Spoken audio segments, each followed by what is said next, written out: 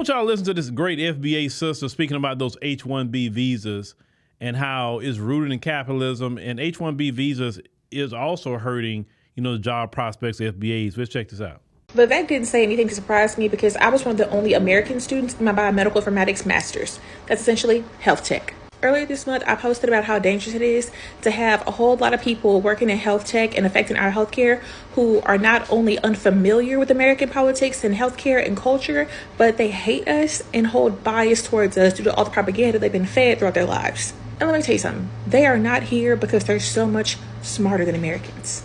It's all rooted in capitalism because the amount of zeros that I had to hand out as a TA because of plagiarism, oh my God.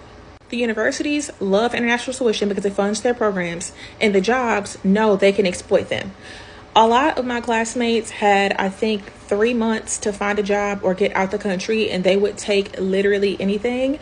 And we would get like job descriptions sent over to our university, and they'd share them with the students. And I was just like, you are very obviously seeking out H1-B visa students. They'd be like willing to sponsor, and it would have them doing 3 jobs for like $60K a year. And I would laugh at the job descriptions because I'm a full-blooded American. I'm built this country black. I can't be deported. I'm not gonna get exploited at the job. Vivek said the quiet part out loud. He got too comfortable. He thought he was one of them. He thought he had a seat at the table. It is so odd, bro. The love and hate they have towards America and Americans. He gonna get put back in his place. What y'all have to understand is that this country has been rooted in free labor. You understand?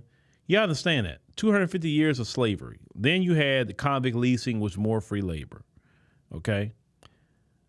Then sharecropping, more free labor.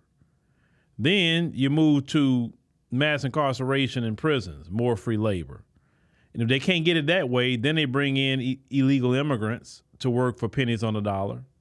Then they bring in H1-B visa people to take, like the sister said, 3 jobs and making $60K a year with 3 doggone jobs, right?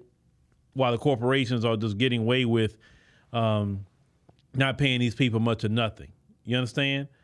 They do not want to pay Americans at all because they say, hey, I got to pay Americans right. So let me keep bringing in these people from, second and third world countries. That's just really what the get down is.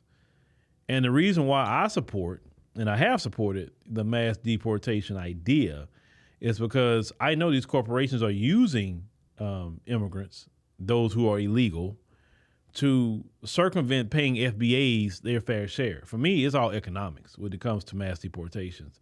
It's not about, me not liking people. It has nothing to do with me liking them. I'm pretty sure a lot of them are good people. I'm pretty sure they're nice people, right? I'm not saying every last one of them are bad people. I would never believe that. But reality speaking is that you can't come in here and immigrate here or get an H1-B visa here, and then FBAs can't get a job. FBAs are sitting at home. We're not going to their countries and taking their jobs. I wouldn't support that either, that a bunch of us flood somebody else's country and take the jobs. No. I believe if you're going to go to another country, create a business, hire the locals, then you're showing value in that country. But when you go to somebody else's country and you want to pull resources, then you're not showing any kind of value. You understand what I'm saying? Those are kind of immigrants that I would want in this country. An immigrant that's going to create a business, hire Americans. That's the immigrants I would want because you're showing value. You're helping us get rid of unemployment. Understand? So the sister said they're not the smartest in the world. They don't have to be. They don't have to be. Listen, the folks isn't the smartest people in the world either. But how many times they allow them to fail up? How many times have they have been mediocre at their jobs? And now they your supervisor, but yeah, you got a freaking master's degree. And you good at what you do. Some of you have even had to train them reluctantly. And then they end up being your supervisor. And they don't know nothing. Even when they get them supervisor job, they still come to you asking you questions. So like, don't you supervisor? Don't you know? But no, you know what I'm saying? So yeah. It's but that's how these people get down. They've been getting down that way. But you know what? Their system gonna bust up. Trust me.